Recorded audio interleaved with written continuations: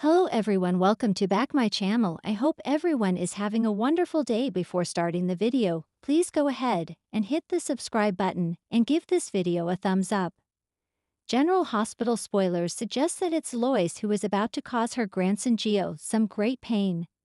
And that's not just because she's kept the secret about his biological parents from his all this years, but also because he doesn't know the real truth about his adoptive mother, who supposedly died when he was just a young boy too. What's more, a lot of viewers of the show also think it's pretty unfair that Lois has kept this all a secret from Brooklyn, and especially now that she's been struggling with her adoption. Many people are also calling Lois selfish for letting go of her grandson Gio, and make him feel all alone in the world just to protect herself. As our readers can imagine, the internet certainly did have a lot to say about the matter. Some fans and critics of the show even wrote, "His adoptive mom is dead, and will never be able to explain her reasoning or defend herself once the truth comes out. This in itself will have major repercussions for Gio. He will never be able to have closure if he learns the truth." Another GH critic wrote, "Then add in all of the other complications and heartache.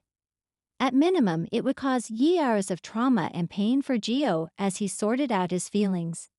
This isn't something to reveal on a whim.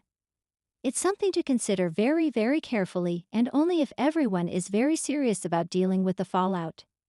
And then there was this comment as well.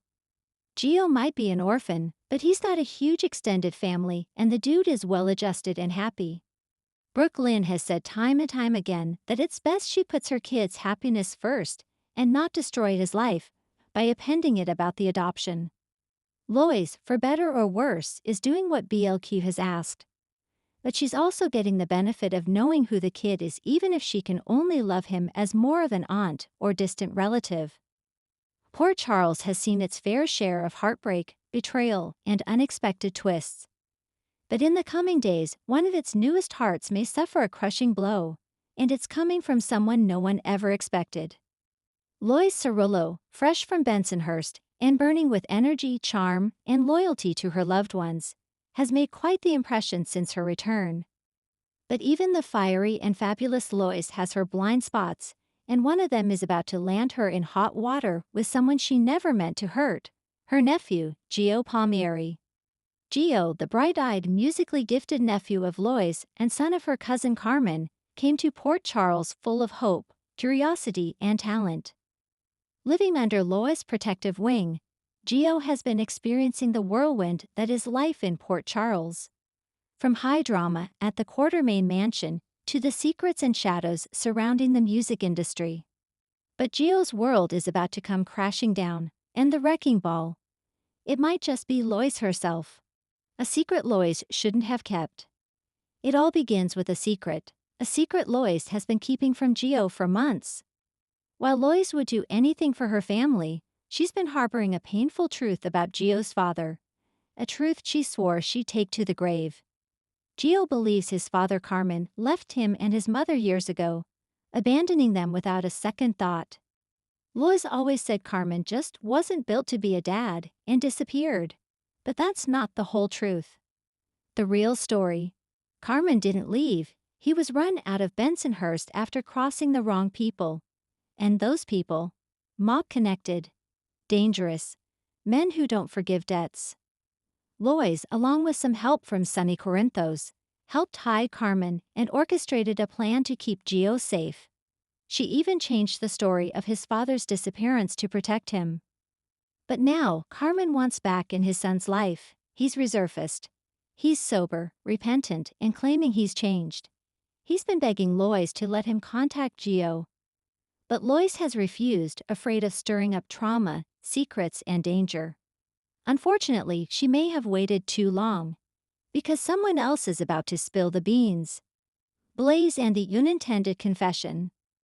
Blaze, now becoming one of Gio's closest friends and collaborators, overhears Lois on the phone, arguing with someone about protecting Gio and keeping the past buried.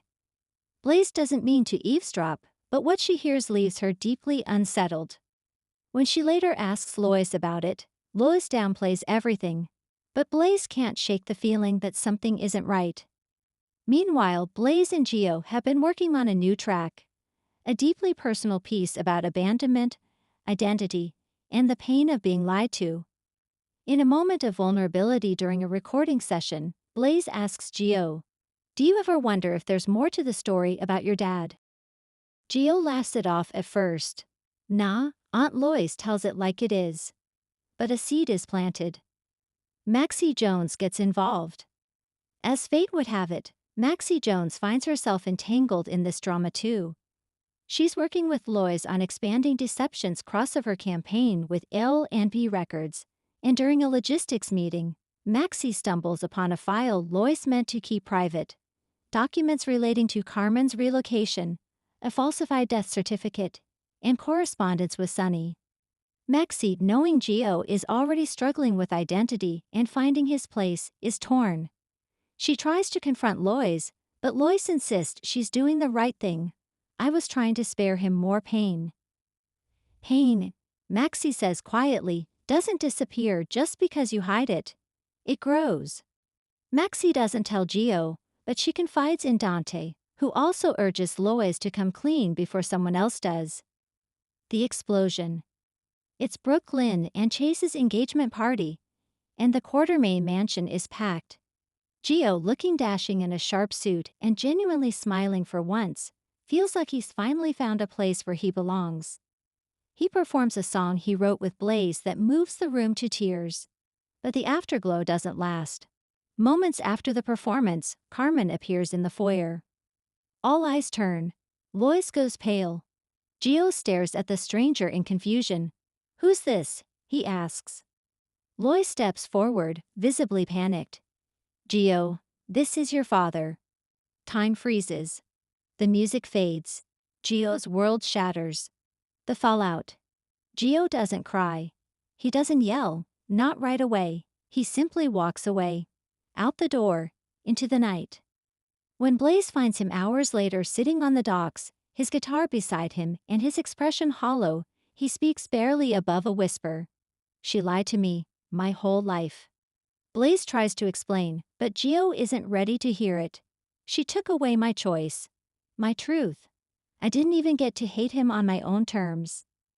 Over the next few days, Gio withdraws. He won't return Lois' calls. He skips sessions at L&B. Even Sonny tries reaching out, but Gio brushes him off too. "You all knew. You all thought I couldn't handle the truth." Meanwhile, Lois is devastated. She never wanted this, but she let fear guide her, and now it's cost her the trust of someone she loves like her own son. Enter Carmen, and a new threat.